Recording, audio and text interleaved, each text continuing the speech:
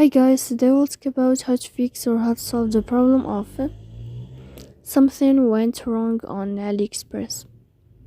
To know how to fix or how to solve something went wrong on AliExpress app, you should just go to settings. After that, you can click on apps, default apps, app settings.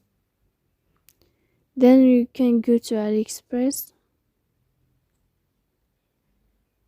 Here you can click on first stop and you can click OK.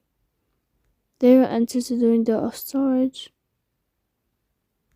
And here you can click clear cache. So in the end, you can go to Play Store. You can search about AliExpress. If you'll find your update in this blue sign, then you can click to update your app. So please don't forget to support us, bell icon, and subscribe. See you next time in another video.